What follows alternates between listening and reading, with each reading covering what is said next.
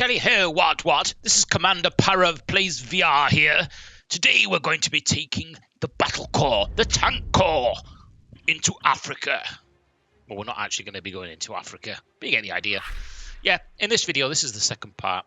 We're going to be looking at War Thunder, a free-to-play combat game which involves aircraft and tanks. And of course, we're only really interested in knowing what is it like on the HTC VIVE. I know you didn't get that out then. Well, we're going to jump in and find out. We actually, from a previous video, I actually quite enjoyed being in the aircraft. And having jumped in here now, straight away, I can tell you that all I really want to do is get in, like you do with armour. You actually get in the tank and see the interiors. And unfortunately, War Thunder doesn't really have any of these. It has quite a few select ones for the aircraft, but not really for the tank. So I'm actually lifting my headset up here, looking at the keyboard, seeing if I can get any key, which was the V key before, and try and get into this tank. And it doesn't look like it's going to let me. I can only zoom. That's the closest I can actually get from this view. And the actual feeling here of driving this tank is quite good. There is ever so slightly, as I mentioned in the previous video for the aircraft, there's ever so slight motion sickness. But I found, as a few people have mentioned in the aircraft, if you put it on realistic, people don't bank around at super sharp angles. People fly them a little bit more realistic, and it's a little less motion sicknessy, if that makes sense, because you're taking it more gradually and easy.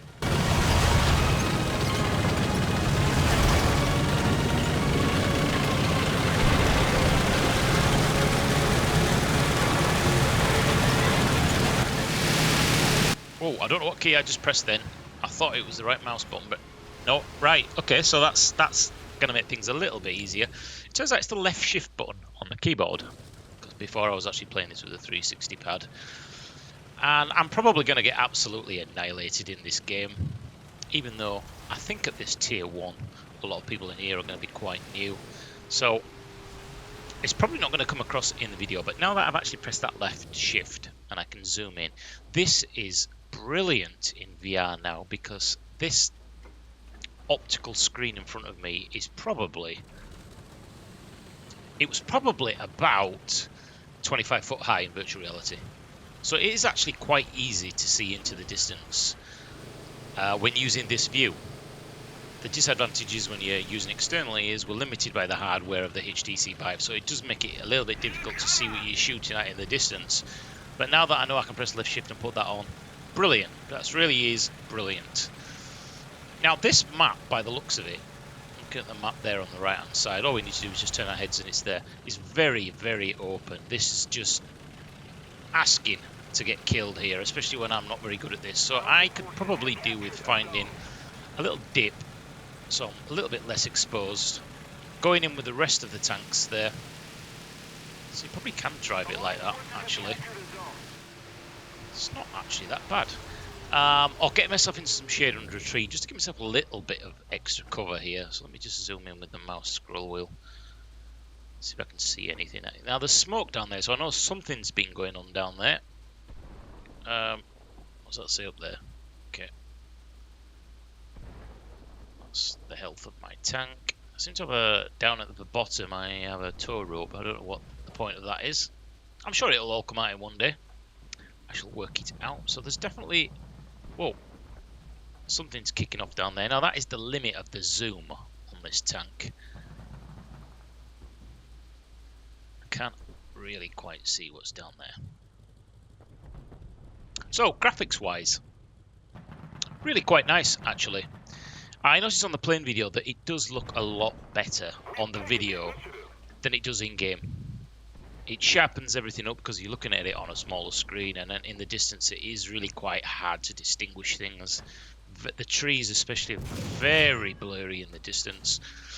But being able to come into the tank like here and be able to put this sight on, or the sniper sight, whatever it is, the gunner's sight, actually makes it quite playable in the HTC VIVE. And you're probably going to get less motion sickness in the tank than you are in the plane. Although this motion here does feel a little bit weird because it feels like I'm floating above the tank.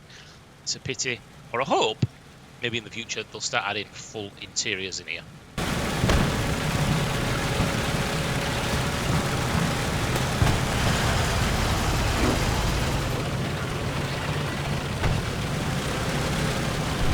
I'll do is we'll try and head to these trees, just give us a little bit of cover. Or it probably may not work. I don't know if any of these tanks have got thermal, how far they can actually see. So if I get myself here, let's just see. I can see something's going off down there. There's smoke going off. Let's just see if we can see anything down there whatsoever. And maybe get a couple of shots off.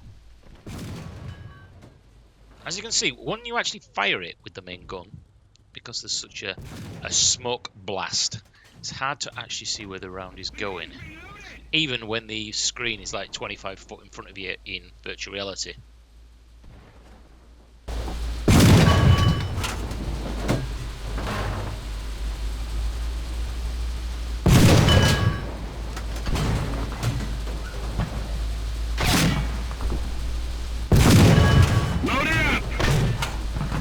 Probably might be a good idea if I move. Audio is very much like the aircraft one. It's very, very good. I really am quite surprised at the quality of the audio in this game.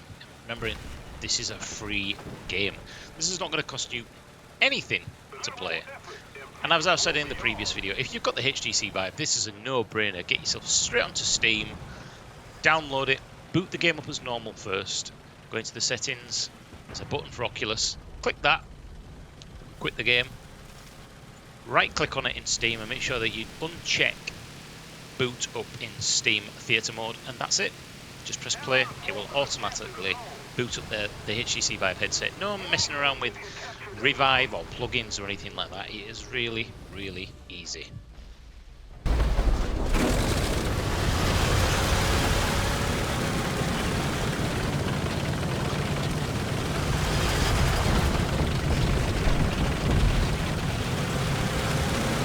I do feel, if I'm honest, that there is a bit more immersion, a bit more enjoyment in using the Vive and VR with the aircraft, because it actually feels like you're in the aircraft and it's around you. Whereas this feels like it's a strange feeling because I'm floating behind the actual tank. If some of these vehicles could have interiors like Armour 3, the RHS Escalation Pack, some of those models were absolutely beautiful, absolutely incredible.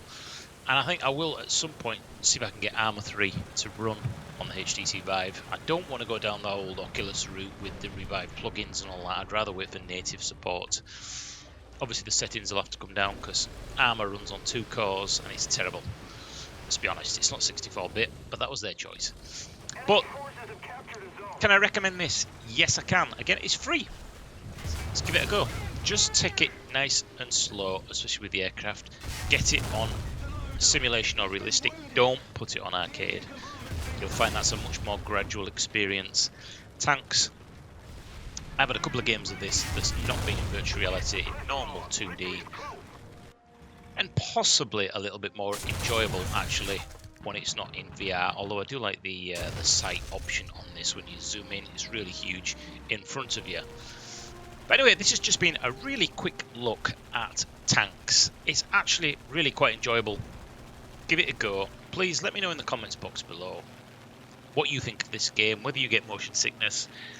It's kind of an easy, very light-hearted simulation way of getting into this sort of game, and then when you finally get into it, you can try the DCS World, which I have tried, quite enjoyed it, but it just will not record. Frame rate is just terrible. I had a much better experience on the Oculus Rift, so I think that's maybe that they were the main focus of VR back then. Anyway, I've been Paraplays, your tank commander. This has been War Thunder. Download it off the Steam Workshop. Hope you enjoyed it. Thumbs up, subscribe and all that rubbish. And I'll see you in another video coming real soon. Bye bye.